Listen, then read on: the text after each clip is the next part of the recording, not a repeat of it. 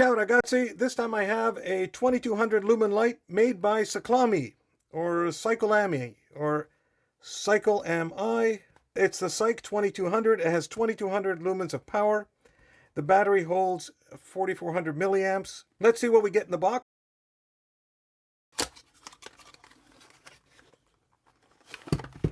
Couple of boxes. Instructions.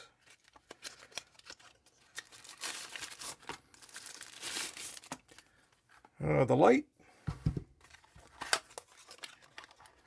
GoPro mount, Allen key or something. I guess that's part of the mount. USB cable, and the mount for the light. That's what you get in the box. Let's see the features the light has. Norman, drum roll please. The light has 5 different modes. Actually 8. I'll get back to that a bit later. There's medium, high, low. You have a flashing mode and an SOS mode. The light comes with 2 buttons. One is the power button. Just hold it down for a few seconds and the light turns on. And if you want to cycle through the different modes, you just press on it and it goes through all the different modes. Now the one thing I don't like about this light, let's say I leave it here in flashing mode, I turn it off, and then when I turn it back on, it doesn't remember the last mode I was in. In order for me to get to the mode I want, I just have to click through and get back to where I was. Not a deal breaker, but it can be annoying. Now the other thing the power light does, it also acts as a battery indicator. If you see the light green, it has 75 to 100% battery life. If you see the light in orange, it's 50 to 75% battery life. If you see the light in red, there's 25 to 50% battery life. And if you see it flashing red, there's 1 to 25% battery life left. The light also has a button to turn the high beam on and off. When you turn the light on in any one of the steady modes, you can turn the high beam off, or you can turn the high beam on. If I go to one of the flashing modes and I want to turn off the high beam, it won't let me do that. For whatever reason, both lights are always on during flashing mode. Whether it's the first flashing mode or the second, if you try to turn off the high beam, you can't. This is what you get in the box to mount the light to your bicycle. There's a strap, another piece that is part of the strap. It sort of screws this down. You get the mount, and this is the familiar Garmin mount. I am not a fan of using these to mount lights to your bicycle. If you've seen any of my past videos, you know how I feel about these. You also get a piece of rubber. That is to mount that onto the handlebar. Make sure it doesn't shift and move, because just the plain plastic is quite slippery. And you also get an Allen key, and that's to tighten down the screws here for the mount, or if you want to change the mount out for a different one for whatever reason. Now, if you've seen any of my other videos, you know I go on a rant about using Garmin mounts for lights. The CYC2200 is pretty hefty. It's a lot heavier than a regular Garmin computer, and when it's in here, it wreaks havoc. No matter which light I use, I've always had a bit of an issue. I've had these screws back themselves out, and the light fell out of the mount. Luckily, I had a tether on the light, and it didn't drop to the ground. What I did to stop these from backing out is I applied a little bit of Loctite. But in one of the comments on one of the videos I did, someone recommended you could use nail polish on some of the threads, tighten it up, and hopefully the screws will not back themselves out. The other thing I've had happen is I've had the mount break. I'll show you one right here. This is a similar mount. You can see there's 2 tabs here, one there, one there. And this one here, when I hit a pothole on the road, it snapped here, and out came the light. Luckily, I had it on the tether, and it saved my bacon. I really wish these people would come up with something a little different. Now, mounting this is pretty simple. There's no tools required. I have one already here. This is for my Garmin computer, and they seem to be pretty standard. But again, I just don't like them for things that are heavy. Let's get this one on. So here's the mount, and here's the strap. So what I'm going to do is put the strap on the bike like that. thread the mount in with this piece of rubber to stop it from moving around. Then I just put the strap through this hole over here, like that. And now what ends up happening is, I don't know if you can see that, but the rubber gets jammed up. You'll have to push the rubber down so it sits on the handlebar nicely. Push that down. Okay, and now you just use this as the nut and tighten it up by hand. That's all there is to it. But I strongly urge you to test it out before you go out on a bike ride. And that actually holds up fairly well. And here's the light. All you got to do is quarter turn, just like you do with the Garmin. And you're done. One of the features for this light is that it is a power bank. Or if you want to use it to charge something, it's supposed to be able to do it. Let's get a phone on this. Oh, there we go. Okay, so we got something going on here. So we got a phone. This is a Galaxy S9 Plus. And it's at 1%. And hopefully, I got to pull back the boot here. So you can see it's charging it at 5 volts, 2.3 amps. Which is actually, I was surprised. Usually it does not put out this kind of current, these ones here. Let's see if I can get something a little bigger so we can see it up on camera. There we go. That's good. So we got 5 volts, 2.36 amps. Next device, this is a Garmin 840 solar. So I shouldn't need a power bank, but just in case, let's plug it in.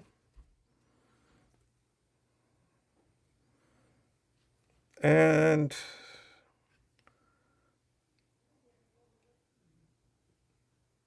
there we go. It finally changed over to charging. It gave the charging icon.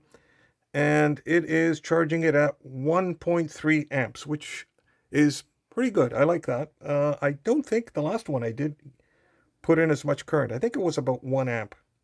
And there it is, the unit booted up too. Okay, we're good with that. Let's go with the next one. This is the GoPro 12, and it requires at least 2 amps in order to run. So what I'm going to do first, I have a battery in here, so I'm going to charge it up with a battery and see what we get. See if it'll just charge the battery alone.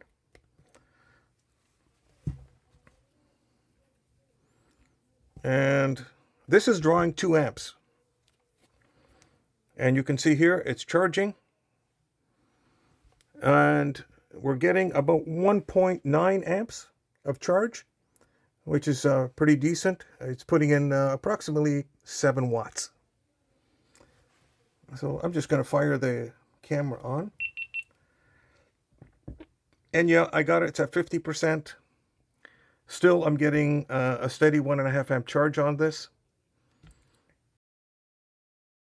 Now I want to try the action camera with no battery in. And the GoPro has no problem doing that. But the last power bank I tried that was a light, it would not allow it to run because it couldn't provide enough current. So let's see how this one works out. So battery out, power supply in, and let's see if we can get this guy to go. I'll fire the camera on. That's when you find out.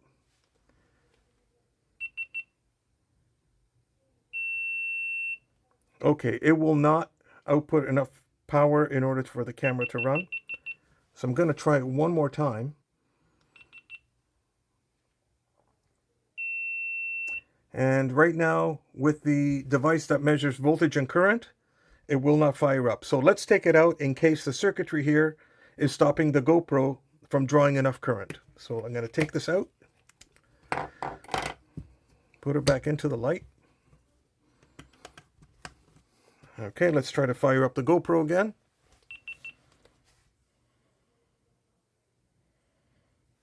Well, how about that? No problem. So this thing here did stop the GoPro from starting, which is a welcome surprise to me. I did not think this one would do it, but it did. And there is no battery inside this. I'll just show you here. Look at that, no battery inside. Okay, so that's good to know. You can have this on your bike, use this to charge, and have the light going at the same time. Let's summarize the battery bank feature of this light. Charging a phone? No problem. Charging a cycling computer? No problem. Charging an action camera? No problem. And if your camera is capable of running without a battery, this has enough power to actually power up your camera. Now I'm going to test the light's battery runtime against the manufacturer's claim. What I do for my test is I charge the light up, turn it on at full brightness, and time how long it takes to die out.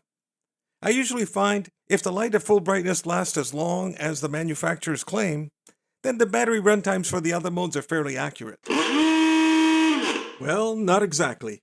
One day I was riding out with the light in flashing mode, and it shut down much sooner than the manufacturers claim. When I got home, I tested it again, and you'll see the results a bit later in the video. Now, Cyclami's spec sheet claimed the light can last you anywhere between 4 and 10 hours, depending on which mode you choose. For my test, I'll be at full brightness, which Cyclami claims will last 4 hours. The other thing I'll be looking for during this test is to see if the light fades over time. Here we go.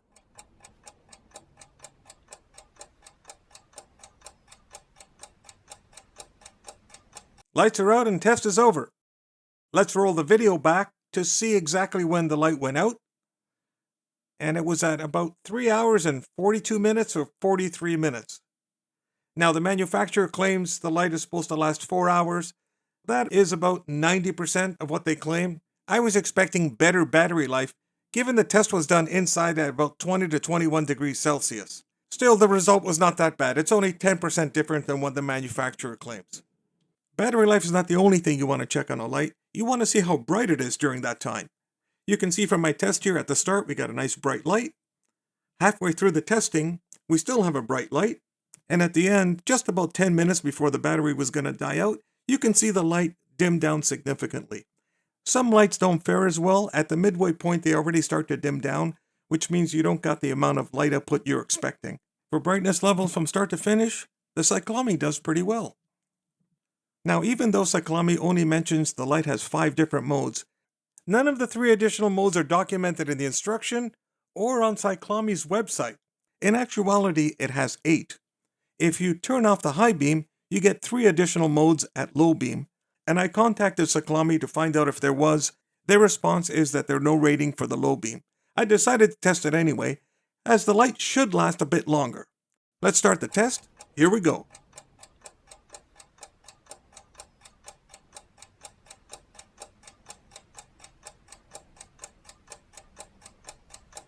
And the light lasted 5 hours and 37 minutes. Let's have a look at the brightness level over the course of time. It starts bright. Midway point, it's still bright. And about 10 minutes before the battery's going to die out, it dims down substantially. Which is again a good result for this light. Very impressed. As I mentioned earlier in the video, flashing mode does not last as long as Cyclami claims. How long does it last? I'll show you the test I did, and I did it several times just to verify. If you're sensitive to flashing lights, skip over this section of the video. It's very flashy.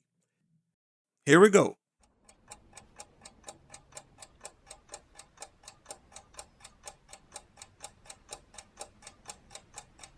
Let's roll the video back to see exactly when the light went out. The light only lasts 4 hours and 15 minutes, way shorter than the 10 hours claimed by Cyclami. I was using the SOS mode with both lights turned on. I thought maybe I made a mistake and I should have turned off the high beam. There's no way to turn it off. Both lights come on when you go into either flashing mode. I reached out to Cyclami to find out why this is, but they never responded. If they do, I'll put their response in the description. All right, let's get this one off the road. And 1, 2, 3. Before I go on with the daytime road test, a quick note. This part of the test is going to have flashing lights, and if you're sensitive to images with flashing lights, you may want to skip over this section and move on to the nighttime road test. If you've never seen any of my daytime road test videos, what I do is record the light at various distances from the camera and see how bright the light is as compared to a benchmark light. My benchmark light is the Olight RN800 made by Magic Shine. That will be on the left side of the screen, and on the right side, the Cyclami CYC2200. The RN800 is only capable of 800 lumens, and I expect the CYC2200 to outperform it. Let's see what happens on the road. First up, 10 meters. I performed the test using the daylight flashing mode on both lights. In this mode, the CYC2200 outputs 2200 lumens and both of the bulbs are on. Compared to the RN800, the CYC2200 is easier to see, not only because of the higher 2200 lumen output, but also because its two bulb design makes the light physically wider than the single bulb RN800. Let's move on to 20 meters. At 20 meters, both lights are definitely visible, but I gotta give the edge to the 2200 just because of the physical size. It is wider. Let's move on to 30 meters. At 30 meters, the brightness on both lights is still noticeable, although as you get farther and farther away from the camera, because the physical size of the 2200 is wider, it's easier to spot. Time for the nighttime road test.